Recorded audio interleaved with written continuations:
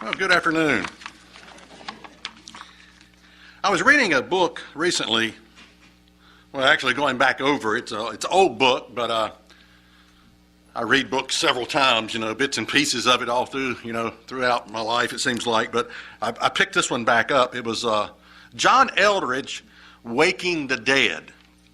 And he says in his book, the glory of God is man fully alive.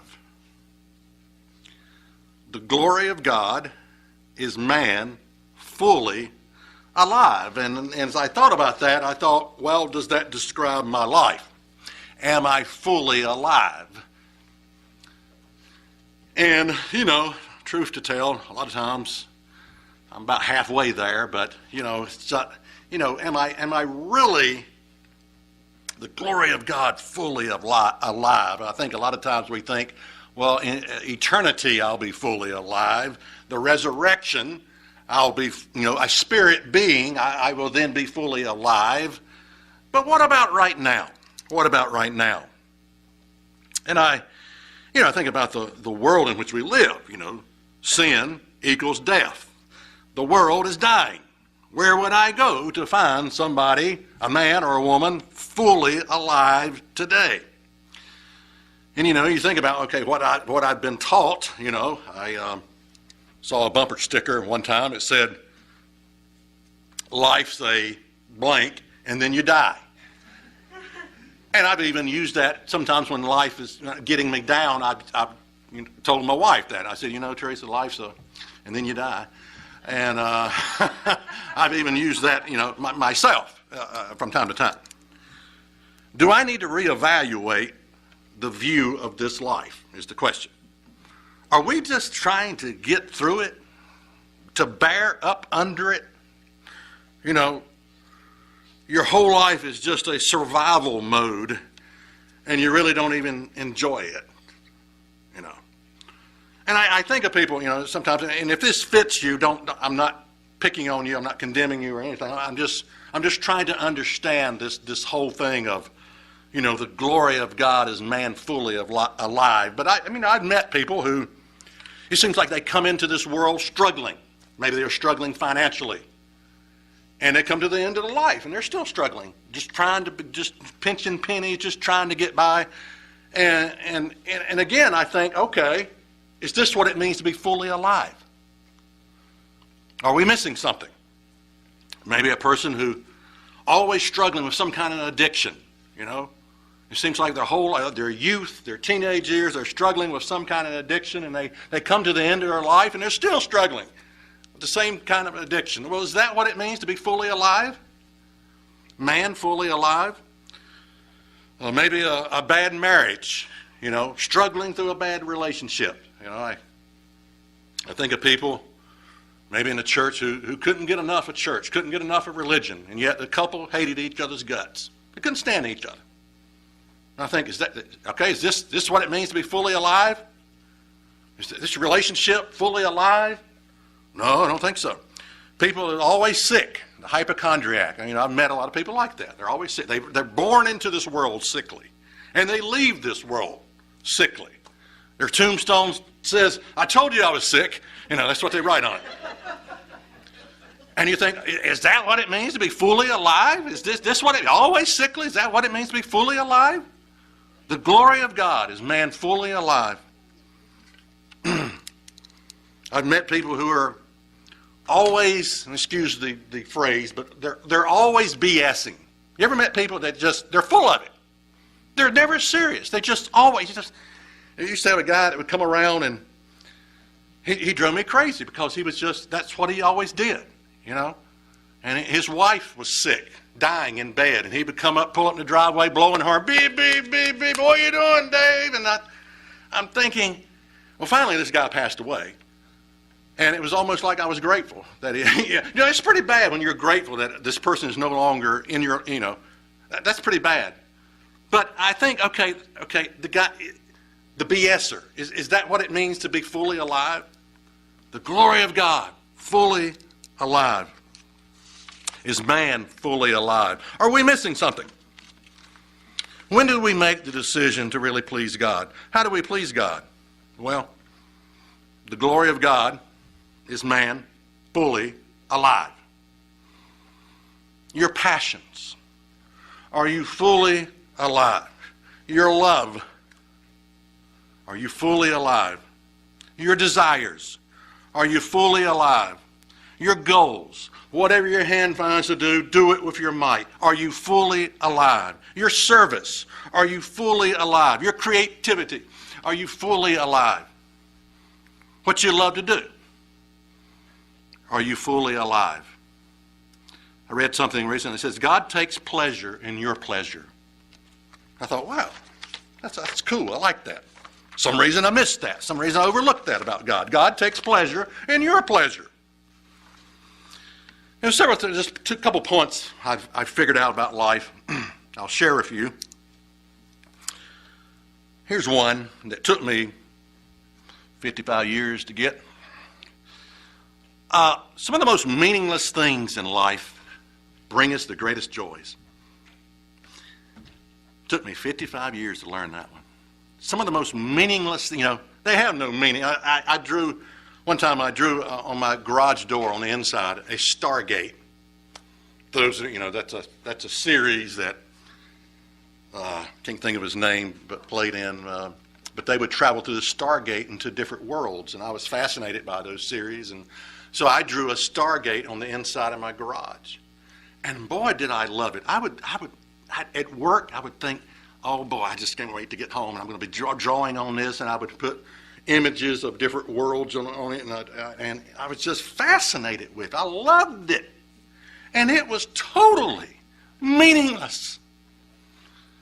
And a lot of times we give ourselves a guilt trip about those meaningless things. We think, well, I'm doing this and it doesn't serve a cause. Can't be any good. No, some of the most meaningless things in life can bring us the greatest joy. And joy is one of the gifts of the Holy Spirit. Okay? Another thing I figured out about life. If you want to be miserable, think that everything that pops into your mind is a calling from God. Well, I got to feed all the people, hungry people in Africa. Well, here's another idea. It must be a calling from God. You will run yourself ragged. If you want to be miserable, think that everything that pops into your mind is a calling from God. It's not. It's not everything that pops into your mind. All right. The glory of God is man fully alive. Okay, how do you test yourself to see if you are fully alive? Okay, here we go. How much love do you have? How much peace in your life do you have? How much patience? Boy, am I lacking in that area. I am short, sometimes. Sometimes I can just let things roll off me, but there are times when, something pops up inside of me. It's like a Rambo. I don't know what it is. It's just... How much happiness, joy do you have? How much faith do you have? Chris mentioned that one. How much faith, belief? How much gentleness? How much self-control do you have? And I'm referring to the gifts of the Spirit here. Galatians 5 and verse 22 says, but the fruit of the Spirit is love, joy, peace, long-suffering, gentleness, goodness, faith, meekness, temperance. Against such there is no law. You'll never be the man or the woman God wants you to be if you are not fully alive.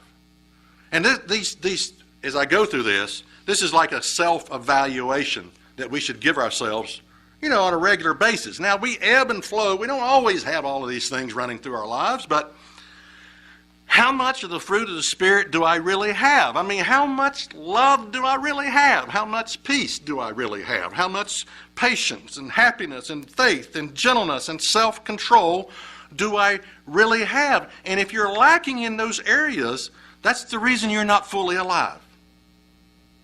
Okay? That's just it. I mean, just add that up. That's the reason you're not full. I don't feel fully alive. Okay, where am I lacking at in the fruits of the Spirit? The glory of man is God. The glory of God is man fully alive. How can man be fully alive in this life? Well, to possess the fruits of the Spirit. That's how. Now I want to touch on here why we may lack the fruits of the Spirit, therefore only be half alive. I want you to think about something. Now, didn't Jesus say,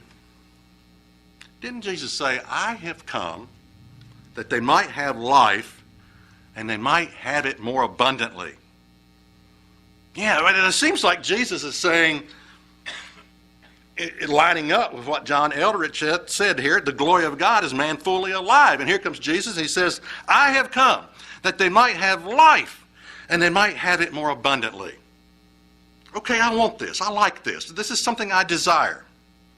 Well, let's turn over to this where there's something else Jesus said. John 10 and verse 10. We don't want to miss this. John 10 and verse 10.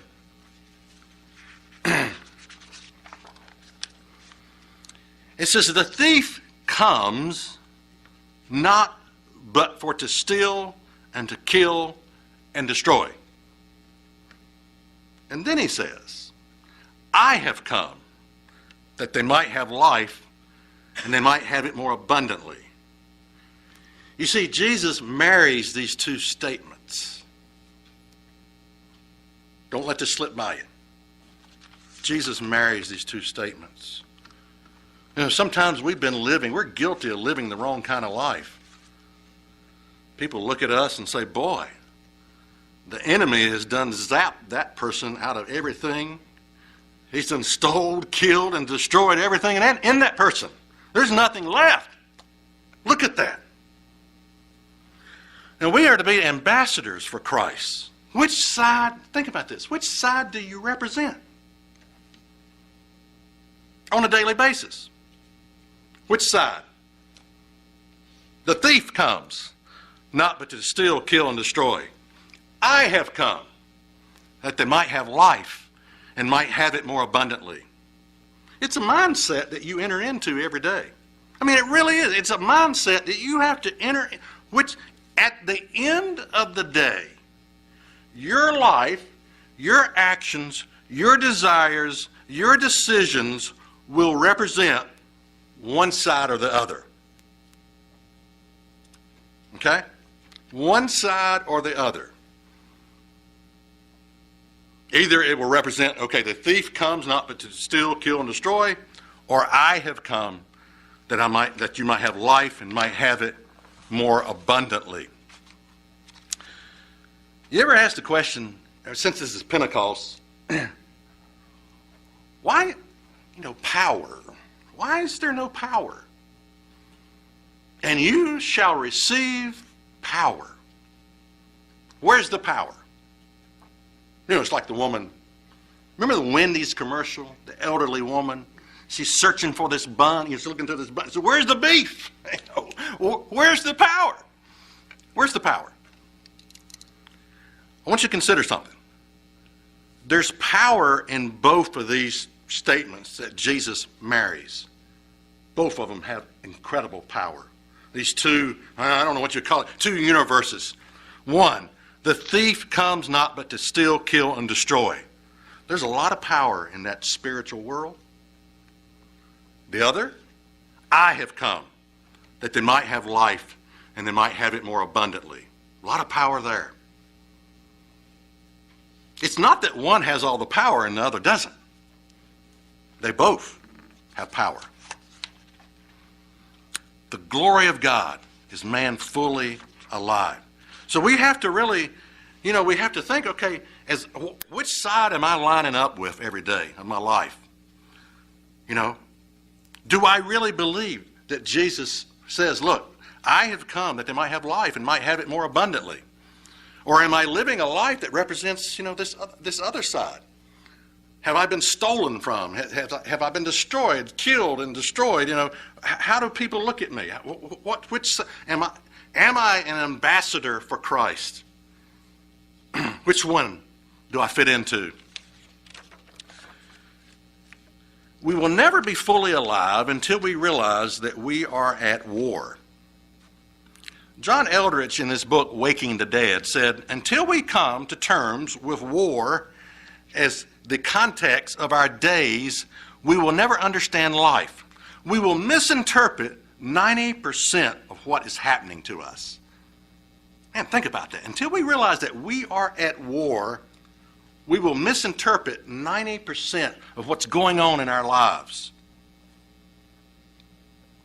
What do you mean we are at war? Well, Jesus said, "The thief comes not but to steal, kill, and destroy." That's war right there. Okay, that's war. Now, what he mentions is something I think is interesting. When people feel like God has abandoned them, they often say this phrase, "Well, it must have been God's will. Must have been God's will. This sickness must be God's will. And this divorce, this ugly divorce, well, that must have been God's will. School shooting, whatever. Must have been God's, the father that molested his daughter. Well, it must have been, I don't know. It must have been God's will." Again, when people feel like that God has abandoned them, they often say this little phrase and they say, "Well, it must have been God's will." No. We are at war. Not God's will. We are at war. It's what we overlook.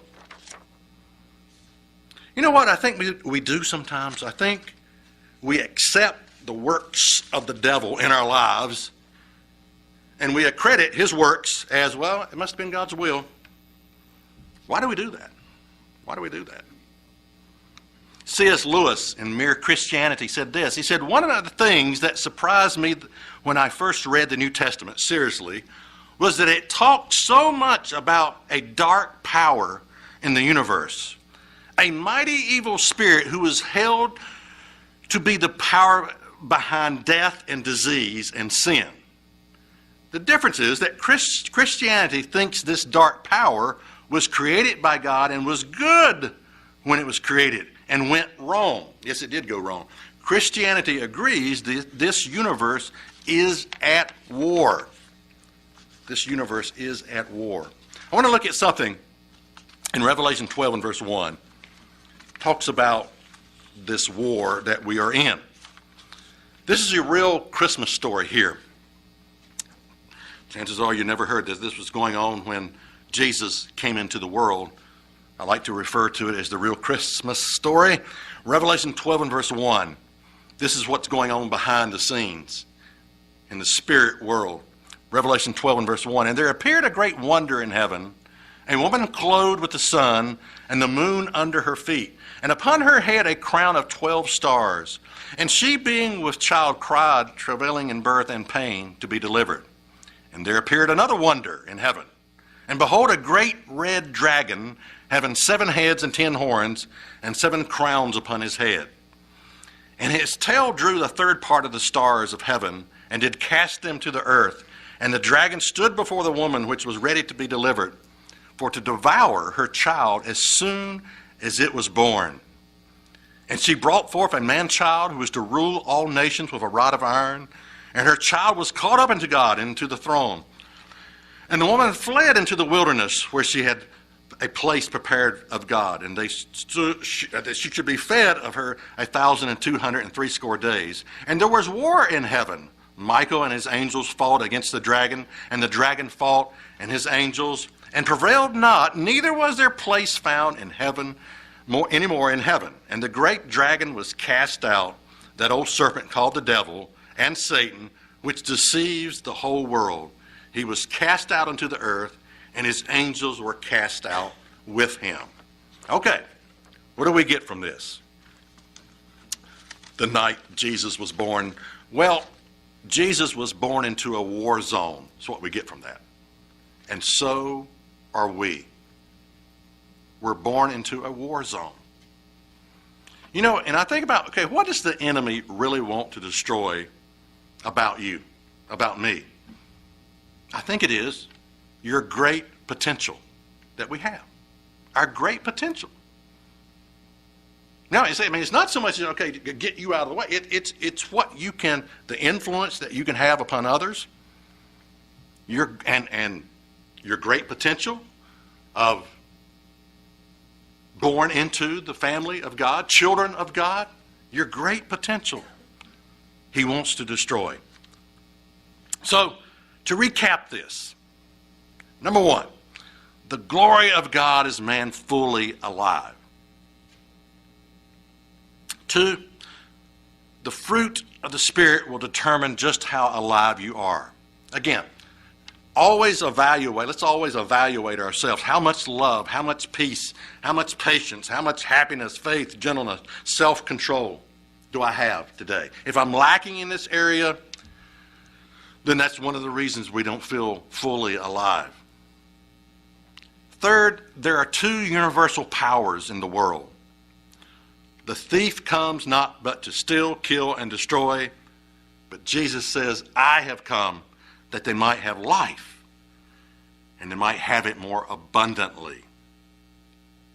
And,